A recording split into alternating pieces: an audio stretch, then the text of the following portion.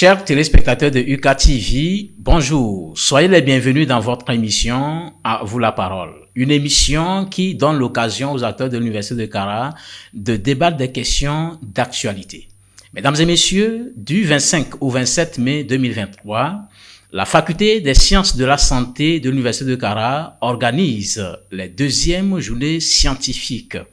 Afin de nous fournir toutes les informations utiles relatives à ces deuxièmes journées, nous avons l'honneur de recevoir pour vous professeur Kokou Vonon, maître de conférence agrégé en ophtalmologie à la Faculté des sciences de la santé de l'Université de Kara.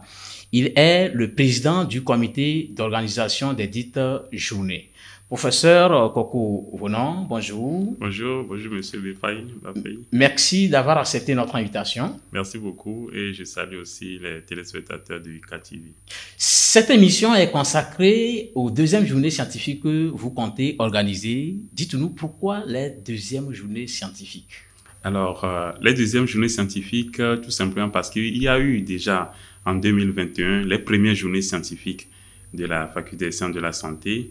Donc, ces journées scientifiques sont une tribune d'expression scientifique qui permet donc de vulgariser les connaissances et de partager les innovations technologiques et scientifiques et surtout d'informer la communauté sur les nouveautés en matière de sciences. C'est aussi pour nous une occasion de pouvoir former nos étudiants en termes de formation continue et pour les professionnels du développement personnel continu. Et ça permet à tout le monde de faire une mise à jour de ses connaissances et ça permet enfin, par rapport à la société, de renouer le lien avec les partenaires sociaux et les ONG.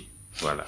Et quel est le thème choisi pour cette deuxième journée et pourquoi ce choix?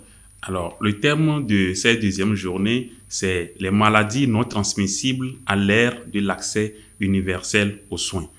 Et ce choix est guidé par plusieurs objectifs parce que d'abord, ça permet de clarifier un certain nombre de données, notamment sur les maladies non transmissibles au sein de la population et au sein de la communauté scientifique.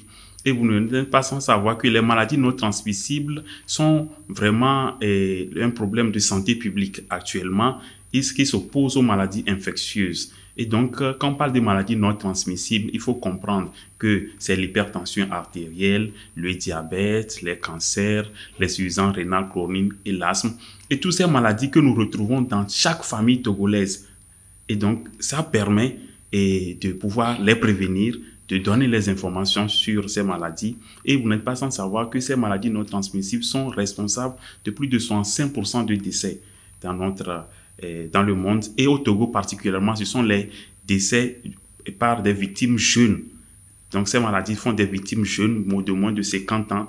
Et en termes d'impact, c'est des familles décimées et des rêves brisés. Donc c'est un domaine de recherche stratégique et aussi opérationnel qui intéresse tout le monde. Et c'est pour ça que sur le plan international, l'accès universel aux soins est le troisième objectif de développement durable.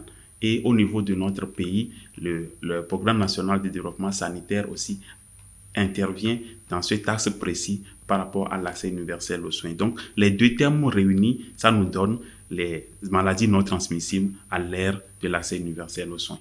Très bien. Professeur, l'on reproche très souvent aux médecins de faire des réunions trop centrées sur eux-mêmes sans associer les autres scientifiques, les autres acteurs sociaux.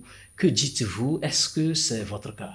Non, pas du tout. Vous avez bien compris que tout ce que je viens d'évoquer par ce terme, ça appelle à l'interdisciplinarité. Donc, les médecins ne peuvent plus rester seuls pour parler de ces problèmes aussi cruciaux qui sont des problèmes sociétaux. Et donc, on est obligé d'inviter, par exemple, les organisations de la société civile, les ONG, les assurances, les gens qui s'occupent des sciences de l'homme et de la société, les littéraires, les gens qui s'occupent des sciences fondamentales, notamment les chimistes, les biochimistes. Et c'est après tout ce monde-là que viennent les professionnels de la santé, notamment les infirmiers, les assistants médicaux et les médecins. Donc, on travaille en toute interdisciplinarité et c'est une rencontre du donner, du recevoir de tous les partenaires de la santé.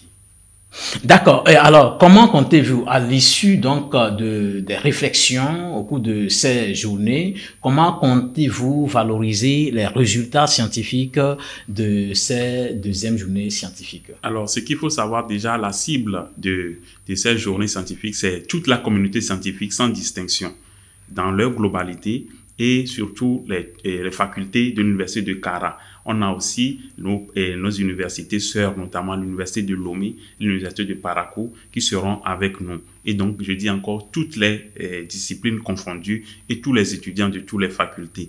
Et donc, il va se passer que quand les communications vont être envoyées au comité d'organisation, nous allons les sélectionner sur des critères bien distincts et ces communications feront l'objet de communications, de discussions devant toute la communauté scientifique. Et après la validation de ces communications et leur distribution dans la communauté, ces communications feront l'objet donc de publications dans les journaux nationaux, internationaux, et pour pouvoir divulguer l'information à toute la planète, si on peut parler ainsi. Donc, vous rassurez à tous les participants que les résultats issus de ces journées seront publiés. Absolument, ce sera pas confidentiel. D'abord, il y aura un livre des résumés qui sera distribué, qui sera partagé sur toutes les plateformes, et donc ces rencontres vont faire l'objet donc d'un partage à tous les partenaires sociaux. Ce ne sera pas confidentiel, et dans un deuxième temps, ces résultats vont être publiés dans les journaux scientifiques. Donc, on peut assurer tous les partenaires, tous les scientifiques que ce sera vraiment il y aura une large diffusion des résultats de ces journées. Professeur Koko Ouvono, rappelez-nous rapidement la date de ces journées et puis le thème, sans oublier les cibles. Il faut revenir sur les cibles. Voilà, donc la date prévue pour les dates, c'est du 25 au 27 mai 2023. Mais avant ça, il y aura, ça c'est vraiment un scoop que je vous donne, il y aura un pré-congrès. C'est-à-dire que c'est 2 jours, 17 au 18 mai, il y aura un pré-congrès qui va consister donc à faire une sensibilisation dans une localité donnée dans la région de la Kara, où on va avoir accès aux populations, où on va faire du dépistage, de la sensibilisation, de la consultation, des soins, et pour pouvoir impacter directement, puisqu'on parle de l'accès universel aux soins, on ne peut pas rester dans nos locaux et parler de ça, on doit descendre sur le terrain. Donc, d'où l'intérêt du pré-congrès, du 7 au 18 mai pour le pré-congrès, et dans un deuxième temps, le congrès lui-même, une semaine après, 25 au 26 mai. Et je rappelle encore le terme, c'est l'accès les maladies non transmissibles à l'ère de l'accès universel aux soins. La cible, encore une fois, c'est la communauté scientifique, les ONG, les assurances, les banques et les étudiants, tous les praticiens, que ce soit des lettres modernes ou bien des sciences de la société, les historiens, parce que on doit pouvoir comprendre dans notre vie quotidienne l'accès universel aux soins, qu'est-ce que ça implique. Et dans un deuxième temps, les maladies non transmissibles, comment on peut les intégrer dans nos habitudes. Et en termes de prévention surtout. Voilà un peu la cible, le pré-congrès, le congrès et les thèmes. Justement, en parlant du pré-congrès, vous avez fait allusion à des consultations dans une localité donnée. Oui. Seront-elles gratuites ou payantes? Oui, et tout à fait gratuites, parce que on ne peut pas, quand on dit l'accès universel aux soins, on ne peut pas aller chez les populations et leur dire vous avez payé. Donc quand ils viennent à l'hôpital, ils paient déjà, mais cette fois-ci, nous apportons les soins, disons, devant les cases, devant les hameaux, devant les points reculés, pour que les gens puissent avoir, parce que c'est l'information qui est importante. Il faut que les gens aient l'information, il faut que les gens soient sensibilisés, et ceux qui auront les problèmes, on va les soigner gratuitement, et ça va leur permettre et ça, c'est pas une nouveauté. Les partenaires sociaux, le gouvernement en premier, sont déjà dans cette dynamique de l'accès universel aux soins. Et ce qui dit accès universel aux soins dit vraiment un effort de la part des organisateurs. Et donc, on ne va pas déroger à cette règle. Professeur Koko Ouvono, nous tirons pratiquement à la fin, et vous pouvez donner des informations un peu complémentaires pour aider ceux qui désirent participer à ce congrès, de vous contacter facilement. Oui, donc pour participer à ce congrès, c'est simple.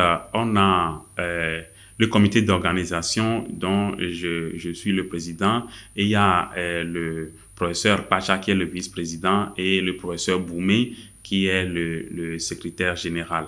Alors pour nous contacter, c'est simple, c'est le 90 35 01 75. Et encore une fois, j'invite toute la communauté scientifique, les partenaires sociaux qui sont sur le terrain, les ONG et tous les étudiants à participer à ce congrès phare de la Faculté des sciences de la santé et de l'Université de Kara. Donc, j'invite tous les collègues des autres facultés et des autres universités à se joindre à nous pour cette grande messe scientifique qui se passera du 5 au 27 mai 2023 à l'hôtel, au Palais des Congrès de Kara. Je vous remercie.